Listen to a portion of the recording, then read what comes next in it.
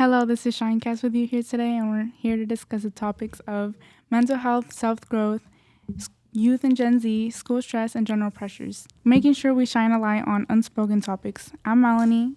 I'm Lillian. I'm Sayuli. And we're Real Talk for Real Minds. Today we have a special guest with us today. Her name is Karina Aguilar from Mentis. Would you like to introduce yourself? Yeah. So I'm Karina Aguilar. I am a therapist at Mentis. Here excited, and like the holidays are here whether I want it or not.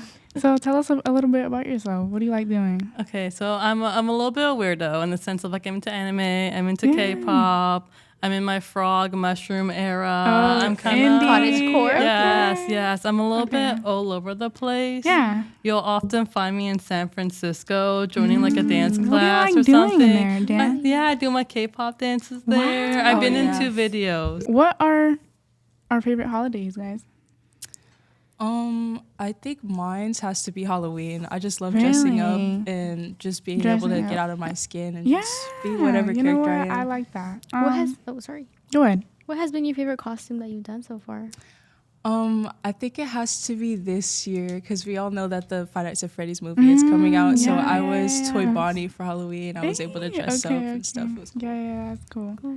I think my favorite holiday, Christmas. I like Christmas. Yeah, I like this Christmas spirit, the food, family. I think it's great. Yeah. What about you? I agree with you. I really love Christmas. Like you said, the food and just being at home, not at school. Being cozy. Yes. How cozy. Yeah. Okay. What about you? Mine's a little bit similar as Halloween because I go to the anime convention every 4th of July, so I'm also dressing up. Yeah. So it's not necessarily that I like the holiday. I just like the vacation. Yeah, it's summer, and I'm in an anime convention. Yeah. Cool. And now we're going to dive into some questions we have for Karina. Starting off with, what are some common mental health challenges people face during the holidays? I think a lot of people have a little bit of like a mood whiplash because even though like everyone's happy, like, oh, it's the Christmas holiday, it's like the season of giving. Sometimes people don't have like the energy to give or in the mindset to give. Or drained. So it's also kind of hard just being like, how can people be telling me to be happy or how can I be sad when it's like all these things are going on? Yeah. And then people put like an extra emphasis on it too, where like it's Christmas, it's the holidays, we just have to do it, and it can be happy. So that can make you feel like a little bit sad, and even draining, depressed, or you could even be like anxious because it's like, oh my God, it's the holidays. Like, how to find the perfect gift. Yeah, or the financial strain on people. Or like finding the time to see everyone, or like balancing your self-care with that. So there could be like a lot of things that we overlap. Yeah, that overlap. Boundaries, right? Yeah. Do you think that emotional whiplash changes from different age groups? I think so. Like the best way I can kind of think of it is like the Sound of Music. You know, in the beginning we think about it's just like a movie about like a new mom like coming in. Yeah, but then like as you grow up, you're like, oh my God, there's actually politics involved. Yeah. So like I feel like, you know, as a kid, you're like, okay, it's Christmas. Yeah, it's just you gotta do this. Happiest time of the world. Yeah, and then like as you grow up, you're like, oh no, there's family politics. Or like, oh no, I know more about what's going on this year, so it affects me differently than before. How can teens manage stress or anxiety during this time? So there's like a lot of different things that you can do, and like one thing that I feel like we all kind of already do is just like have like a playlist or like a music to kind of like get you either like hyped up or like in the Christmas spirit. Like it doesn't have to be a Christmas like holiday. It could just be like, this is like my prep music or like my ballad music just to get ready for the day. But honestly, Christmas music is a really good, it's good music. Like I like Last Christmas. Yeah, Mariah Carey always comes alive. Oh my God. She unthaws. Yeah, she's on. She pops off every Christmas. I don't know. I like her. But I think one way I cope with like draining this season is I've been cleaning my space and like my room and like totally resetting my whole living space, because I think that's how you start off like the year with a good mindset and with a good attitude. Oh, that's very important. Yeah, because I think a lot of times we think like we have to spend time with like family, or like maybe family's not even here all the time, so it's rare. So like, okay, we gotta go 110%, spend all our time with them, and like you need time for yourself to gather your thoughts, center yourself, and really kind of think about like, it's like reflect on how the day's going. And not everyone has their family with them right now. Like we're in a rough space and rough time right now. Yeah. A third question was, what are some healthy coping strategies for students dealing with family pressures or expectations? You know, it's kind of complicated because I feel like our families, like, they mean well, but they do but sometimes they can be like very nosy, or if like what grades are in, what school in, and you're like, I got this enough on like a regular day. I don't need more people asking. So it's a little bit like being yourself, your best self advocate, being like, you need space, or giving them like a short answer. Like, you don't have to say no necessarily if that's a little bit hard, but making sure like you have boundaries where you're like, oh, I just told this to my tia, now she can tell everyone, or like you have to have your flashcards and be like, I have answered this already. Commonly asked questions, but it's hard too, especially in I mean, in my household, like boundaries is something that shown as like disrespectful towards like elderly, you know. It's like, I see what you mean. I have the same thing that happens too. It's just like, as a thing with your grandparents, they're just like, they want to be there for you, but they're not able to be there for you all the time, so they always want to know what's going on, so they become like very nosy and a little bit of like overbearing at times. But it's just that boundary. And it can look different too for everyone. Like, you know, maybe you're, like I said, like you're not able to say no, or like you're not able to kind of like walk away. So it just could mean that like later, okay, I'm going to write a letter to myself about how mad this question made me. And then maybe I'll burn it, or like maybe I'll like text a friend being like, oh my God, this is like the 5th time they asked me what school am I going to go to. How can someone support a friend or family member who is struggling?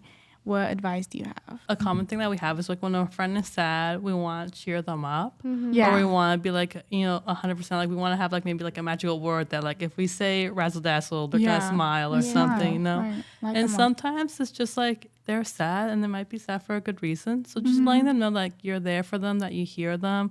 Maybe you don't quite understand, or like be like, yeah, I'm also sad. But you can be like, you know what, I can empathize, or I can see your half. I see your side. So just like saying like, you know what, acknowledge and be like, well, you can text me whenever you want. We can, or like if you need like to go shopping because you forgot something, we'll plan it out.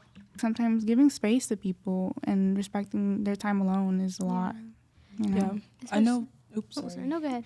I know different people have different ways of like how they want to be supported during times that they're they're going through something. Right. And how do you think we can like support those people that cope in like different ways, or like isolate themselves. like isolate themselves? You know, it's again because like sometimes people don't even know that they're coping a different way, or sometimes, you know, someone might not even know that they need like a timeout. So sometimes you'd be like, hey, I see that maybe you're getting mad, or like I know you like, I don't know, you bite your nails when you're anxious.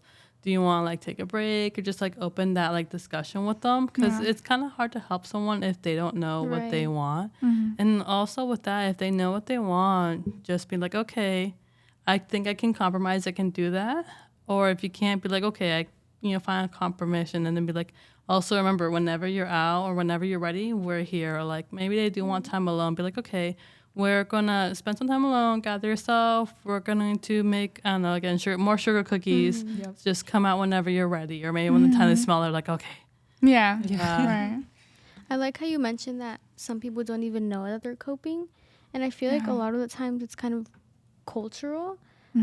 Like as a bilingual person, a lot of Hispanic thinking, they don't necessarily, at least back then, believe in like, like being depressed or feelings. So do you think that seasonal depression really changes depending on like culture, racial, and background? Because like, I mean, people can even have seasonal depression during like spring. So it's not like it's by season, it's by kind of like what experiences you had in the past, or what thoughts you have about it. For like example, I remember every like Christmas I would go visit my family in Mexico, but then that would mean I wouldn't be with my friends. So then that was a little bit sad for me, because like I couldn't be with like both people at once. What kind of helped me, or like what moved there, was just like I had to kind of pivot my thinking, or being like, okay, it's true, I can't get both people, but for now, it's not often that I see it. So do try to find like a silver lining, or like think about both the pros and cons and decide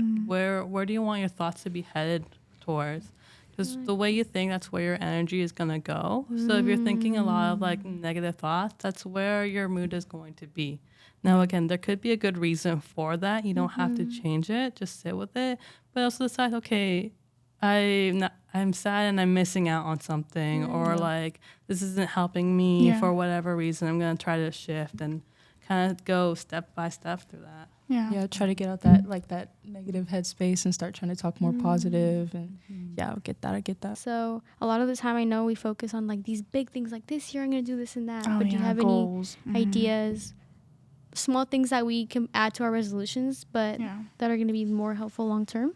You know, I have a TED Talk that I like to refer to this. I don't have like the URL with me right now or the title, but I will say just look up the acronym SMART for like goals. SMART goals, exactly. I have no idea what you guys are talking about. I've never heard of this before. It was made for like businesses, because like what happens is we have a goal, and we like, let's say I want to make like $1,000 at the end of the year. That sounds easy, and like in the beginning maybe we are making like 100 or 10, but then what happens is in the middle we kind of forget, or we lose, like we made it too long, so we start procrastinating all the way to the end. So the thing about SMART goals is that you do it like kind of in like a more like scientific kind of way. So you can like measure your growth, and like let's say you don't make your quota, then you're like, oh, what happened? You'd be like, okay, now I can change this because like it wasn't working. Like maybe $1,000 was too much. Maybe you actually need to start with like 100. So kind of having something reasonable, because I think like we all have those big like New Year's resolutions. Like I'm gonna go to the gym, and we start out strong every day after by the end of January. So I think it's part. And then by January, I'm like a stuffed pork belly. And part of it's because we don't make like reasonable goals to ourselves, or we're not marathon runners mentally. So like there's no way we're gonna run all the way to the end of the year. No, we need a break. All right, well I think that's it for today and our special guest. It was wonderful having you, Karina. Thank you so much. I was happy to be here. Just gonna like Saja my way out. We're SHINEcast, and we're Real Talk for Real Minds. And we're back with our friend Denise.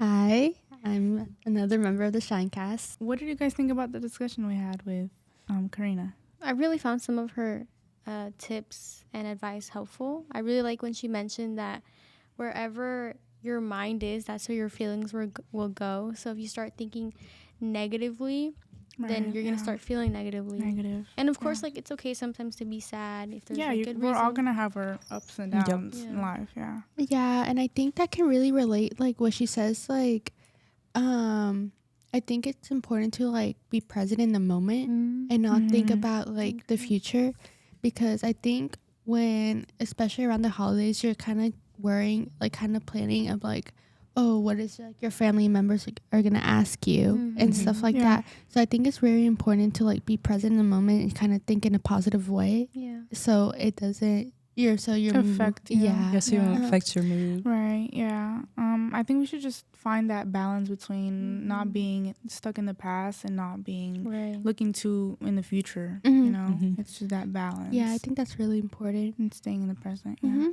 What are your pros and cons about the holidays, guys? Well, we could like start with pros. I guess the pros for like the holiday season is really just like spending time with family. Yes. I know, and I love shopping. Yes.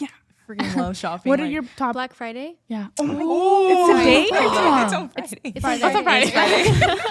Currently, we're on Thanksgiving break, but it does not feel like a break at all because I feel like we have UC applications. I have to catch up on. Don't even remind me. Don't even remind. We're not here. We're here to de-stress, not to stress. Yeah, but I just need to remind myself to take that little break. You know, everyone needs a little break once in a while, or just not put that much pressure on yourself, because like it's a lot of pressure. Like you're thinking about life, you're thinking about what you're gonna do for the rest of your life, and like college is that next step. But it's always good to make sure you just take that time and just realize like, hey, you're successful no matter what you do. And like you made it, like you're making it through high school, you're gonna graduate, like you're doing really good. Acknowledge your accomplishments. Right. Yeah, you've done already. Yeah. Especially right now, we like in this like I guess semester we burn out. Yeah. This is where we like senioritis. start like really trying to get through senior year. Mhm. And I don't know why it's like the hardest for me. Like in the beginning of the year, I'm great. I'm like I get my assignments done. I get everything done on time. Towards the end of the year, I slack off, and it's It's what's it called? when you start Senioritis. procrastinating. Senioritis. I Especially- hate that. yeah. I don't want to be in class. I feel like I had senioritis since freshman year. No. Like, I think that my favorite thing to do for the holidays is cook. I Mhm. really, especially because I get to learn like more about my culture, like during Christmas and Yeah. stuff when I Yes. make tamales. Tamales, Yeah. atole, Yes, and that's one of my Ooh. favorite pozole, Yes. parts of the holiday as Mhm. buñuelos. well. Yes. I'm getting hungry. I know, thinking about all that It's food. good. Yeah, so would you say like your culture affects the holidays? Because I know she was talking about that a little bit. The therapist. oh yeah, like the, Yeah, the exactly. pressure. Yeah. Oh yeah. For sure. I mean, some families don't expect much from you. Some do. I know. Yeah. It's like it's kind of just how you take up on it and I how know. you process it. Yeah. Because coming from like a Mexican household, I know during the holidays they come together and just I say chisme, but like what's it Yeah. called? It's Talk gossip. Yeah, talk gossip like Yeah. about like, oh, did you hear this aunt said this about this other aunt? And like I remember I would like just sit there when I was little and just hear over it. Then I'd like report back to my mom.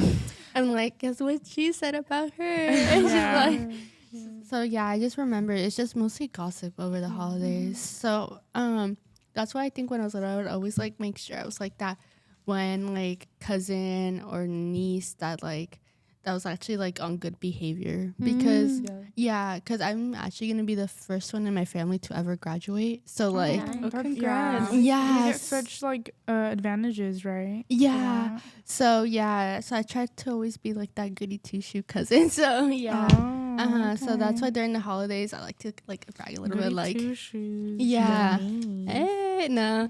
But yeah, like what things do you guys do like based on your culture do you guys do over the holidays? I think my tradition, just mostly coming from, because like I am mixed, but most of my family, like I just mostly spend around my black side.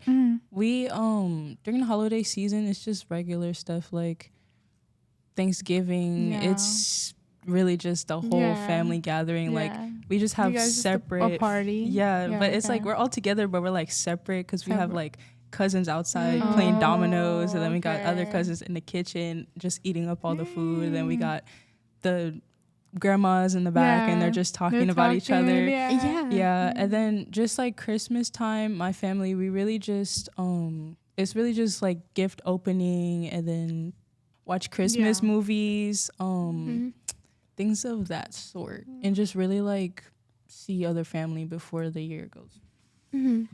My family emphasizes like sitting together at the dinner table for Christmas, and it's just one of my favorite traditions because like there's no phones, it's just us talking. But yeah, it also means like having to prepare for having so many people over at your house. Yeah, what is your guys' experience with like having lots of family over during the holidays? It excites me, but it also overwhelms me because some family members don't they're not here with us anymore, you know. Maybe my grandparent is like sick, like, you know, any day now. I'm just kidding, but anyways, and it's like sad because you get to like think about that. It brings back like maybe like rough memories, and it's not, the holidays isn't always like rainbows and, you know, Santa Clauses. Yeah, definitely. Like most of my family is mostly in Mexico, so we really don't have those like big family celebrations anymore, because now most of my family that are from here, they go back to Mexico for Christmas, so it's just mostly just me, my mom, and my brother who just celebrate. So yeah, we just try to like make the best out of it, like celebrate with even our like friends and stuff like that. Like yesterday I had a Friendsgiving. Just celebrating with like people, even if they're not your family. Me and my friends even said that like we consider friends as family, so like that's why it's very important to just like celebrate with the people you love. People you love. Kind of reminds me of what Karina said, that like you can start new traditions. Yeah. And like you said, that you would celebrate with your friends, or even if it's just you and your mom and your brother, like that's still something new.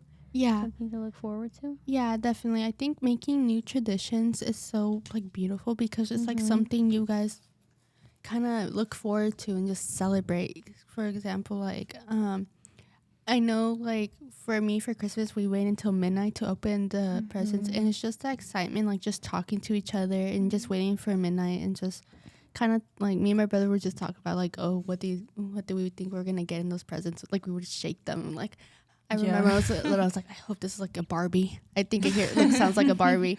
So yeah, definitely. I would like peel the wrapping paper a little bit and see if I can. That's okay, That's me too. bad. No, It's okay, me My too. mom would.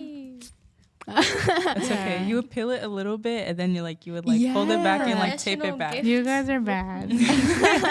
As we wrap this episode, it's always important to remember that despite there being challenges in the holidays and difficult moments, Karina gave us a good advice in remembering something positive, something to look forward to, reflecting on what we've done. And, in the season of Thanksgiving, we're going to go over something that we're grateful for.